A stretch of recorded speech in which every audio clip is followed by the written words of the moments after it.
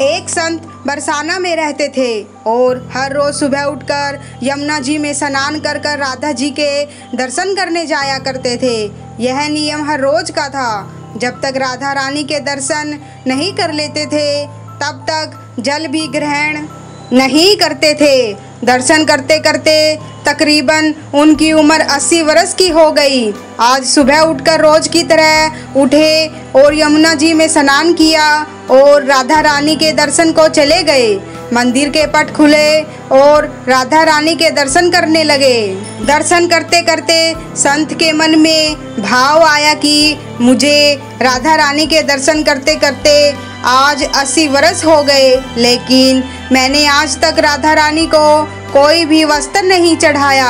यह विचार संत जी के मन में आया कि जब सभी मेरी राधा रानी के लिए कुछ न कुछ लाते हैं तो मैं भी अपनी राधा रानी के लिए कुछ न कुछ लेकर जरूर आऊँगा, लेकिन क्या लाऊं जिससे मेरी राधा रानी खुश हो जाए।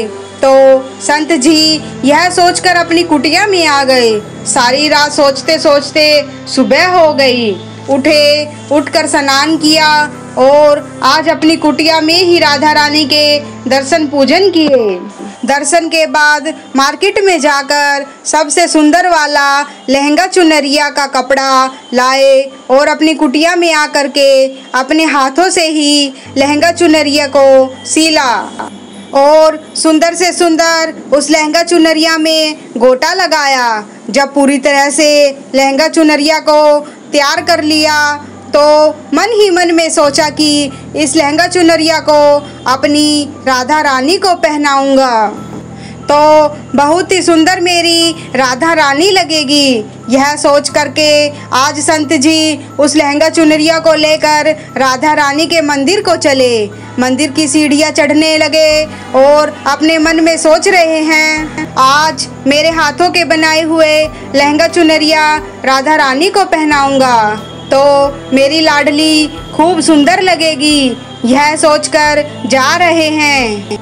इतने में एक बरसाना की लड़की लाली आई और बाबा से कहती है, बाबा आज बहुत ही खुश हो, क्या बात है बाबा बताओ ना। तो बाबा ने कहा कि लाली आज मैं बहुत खुश हूँ। आज मैं अपने हाथों से राधा रानी के लिए लहंगा चुनरिया बनाया है। इस लहंगा चुनरिया को राधा रानी जी को पहनाऊंगा और मेरी राधा रानी बहुत सुंदर दिखेगी।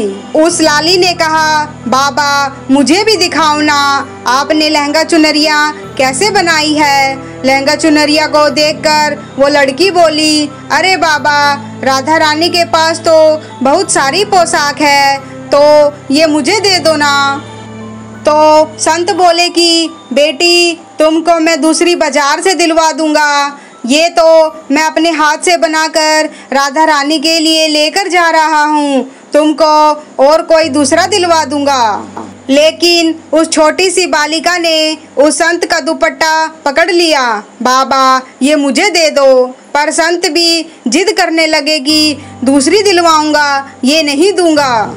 लेकिन वो बच्ची भी इतनी तेज थी कि संत के हाथ से छुड़ा लहंगा चुनरिया को छीनकर भाग गई। अब तो बाबा को बहुत ही दुख लगा कि मैंने आज तक राधा रानी को कुछ नहीं चढ़ाया, लेकिन जब लेकर आया तो लाली लेकर भाग गई। मेरा तो जीवन ही खराब है, अब क्या करूँगा। यह सोचकर संत उसी सीढ़ियों पर बैठकर रोने लगे। इतने में कुछ संत वहां आए और पूछा, क्या बात है बाबा, आप क्यों रो रहे हैं। तो बाबा ने उन संतों को पूरी बात बताई। संतों ने बाबा को समझाया और कहा कि आप दुखी मत हो, कल दूसरी लहंगा चुनरिया बनाकर राधा रानी को पहना देना। चलो राधा रानी के दर्शन कर लेते हैं। इस प्रकार संतों ने बाबा को समझाया और राधा रानी के दर्शन के लिए चले गए। रोना तो बंद हुआ लेकिन मन खराब था, क्योंकि कामना पूरी नहीं हुई ना।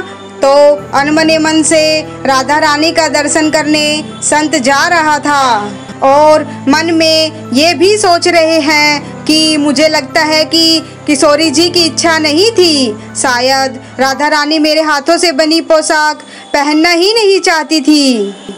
ऐसा सोचकर बड़े दुखी होकर जा रहे हैं। मंदिर आकर राधा रानी के पट खुलने का इंतजार करने लगे। थोड़ी ही देर बाद मंदिर के पट खुले तो संतों ने कहा, बाबा देखो तो आज हमारी राधा रानी बहुत ही सुंदर लग रही है। संतों की बात सुनकर जैसे ही बाबा ने अपना सिर उठाकर देखा तो जो लहंगा चुनरियाँ बाबा ने अपने हाथों से बनाकर लाए थे वही आज राधा रानी ने पहना था। बाबा बहुत ही खुश हो गए और राधा रानी से कहा, हे राधा रानी, आपको इतना भी सब्र नहीं रहा, आप मेरे हाथों से मंदिर की सीढ़ियों से ही लेकर भाग गई, ऐसा क्यों? सर्वेश्वरी श्री राधा रानी जी ने कहा कि बाबा आपके भाव को देखकर मुझसे रहा नहीं गया और ये केवल पोशाक नहीं है, इसमें आपका प्रेम है। इसलिए तो मैं खुद ही आकर के आपसे लहंगा चुनरिया छीन कर भाग गई थी। इतना सुन कर के बाबा भाव विभोर हो गए और बाबा ने उसी समय किशोरी जी का धन्यवाद किया। राधे राधे दोस्तों, अगर आपको हमारी ये कहानी अच्छी लगे तो प्लीज़ इसे लाइक शेयर और सब्सक्राइब जरूर करें। धन्यवाद।